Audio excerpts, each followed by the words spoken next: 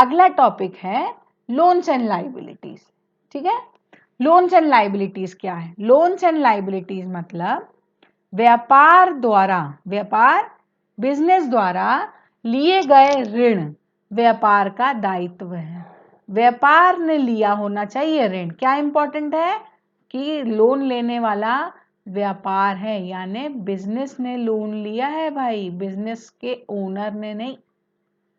Business ने लिया है, बिजनेस मैन ने नहीं।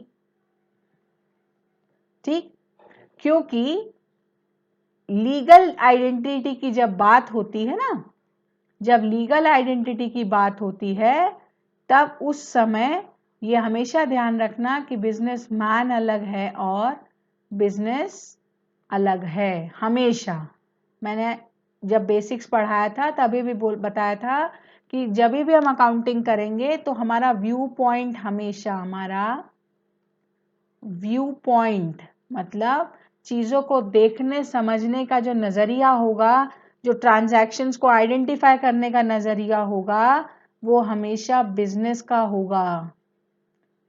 किसका होगा? बिजनेस का होगा, बिजनेसमैन का कभी नहीं होगा। हम अकाउंटिंग किसकी कर रहे हैं?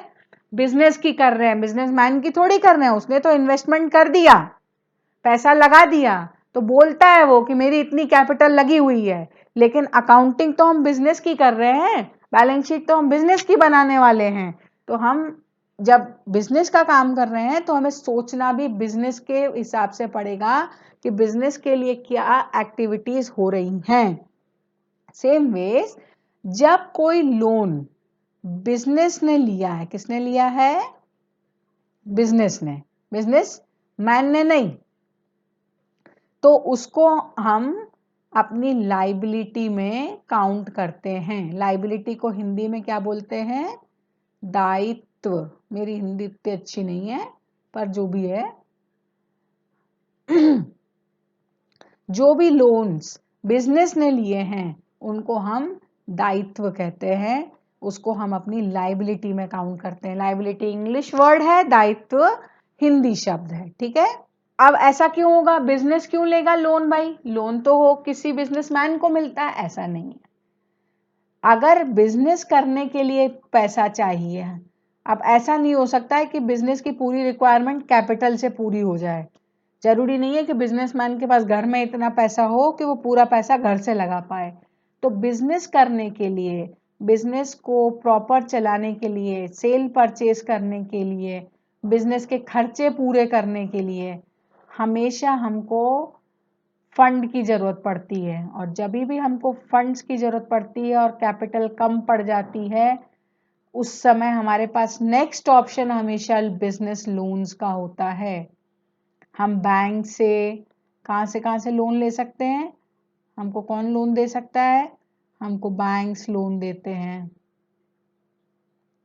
हमको फाइनेंशियल इंस्टीट्यूशन लोन देते हैं, हमको कभी कभी अनसिक्योर्ड लोन्स फ्रेंड्स से मिल जाते हैं, फ्रेंड्स एंड फैमिली से अनसिक्योर्ड लोन्स मिल जाते हैं। तो ये सारे लोन हैं जो बिजनेस के लिए लाइबिलिटी है ना भाई, वापस देना पड़ेगा। कोई भी व्यक्ति अगर हमको लोन देगा तो हमको उसको इंस्टॉलमेंट में धीरे धीरे इंटरेस्ट के साथ वापस देना पड़ेगा। इसीलिए लोन्स को बिजनेस की लाइबिलिटी कहा गया। दायित्व, वापस देना है, रिटर्न करना है। ठीक है, तो इसीलिए लोन्स को हमने लाइबिलिटी में लिया, हमारे दायित्व माना हमने। इस प्रकार जैसे आपने मान लीजिए स्टॉक परचेज करने के लिए, है ना, स्टॉक नहीं परचेज करना है तो चलो दूसरा एग्जांपल ले लो कि मान लो माल डिलीवर करने के लिए आपको एक व्हीकल चाहिए, एक ट्रक चाहिए, जिसके थ्रू आप मटेरियल की डोर डिलीवरी करवाओगे। भैया डोर डिलीवरी जैसे ही करवाओगे तुम्हारा कस्टमर खुश हो जाएगा, उसका ट्रांसपोर्ट का पैसा बच जाएगा, उसकी सेविंग शुरू हो जाएगी, उसका मार्जिन बढ़ जाएगा, वो आपके ऑर्डर की क्वांटिटी बढ़ाएगा, रिजल्टेंट, है ना, उसको भी फायदा होगा। आपको भी फायदा होगा। तो आपको इस फायदे का लाभ लेने के लिए एक ट्रक खरीदने की आवश्यकता लग रही है। ट्रक, मिनी ट्रक, छोटा टाटा एस, जैसी आपकी डिलीवरी की क्वांटिटी है। अब भैया ट्रक खरीदने चले तो पता लगा 18 लाख रुपए का ट्रक आ रहा है। कितने का आ रहा है? 18 लाख रुपए का ट्रक आ रहा है। बिजनेस ओनर ने कहा भाई मेरे पास अभी इतने पैसे नहीं है कि मैं 18 लाख रुपए का ट्रक ले पाऊंगा। अब बिजनेस क्या करता? बिजनेस गया बैंक के पास, किसी भी बैंक के पास गया कि भैया मुझको एक बिजनेस यूज के लिए, डोर डिलीवरीज के लिए, मटेरियल ट्रांसपोर्ट के लिए एक ट्रक खरीदना है, भैया मेरी मदद करो। बैंक ने कहा ठीक है ना, कोई दिक्कत नहीं है, अपने कागज ले आना, सारे कागज देख के आपका लोन सैंक्शन हो जाएगा। बिजनेस ने आपको बैंक ने आपको सैंक्शन किया क्या? एक व्हीकल लोन। ठीक है। बैंक ने कहा भैया 18 लाख तो नहीं दे पाएंगे, 20% का तो कैसे भी करके बिजनेस मालिक को डालना पड़ेगा। बिजनेस मालिक का 20% ना छोटा अमाउंट, ठीक है मैं अपनी तरफ से 2 लाख रुपए का कंट्रीब्यूशन दे दूंगा। बैंक ने खुशी खुशी कहा हाँ भैया हम आपको 16 लाख रुपए दे देंगे। बैंक ने आपके अकाउंट में 16 लाख रुपए दे दिए।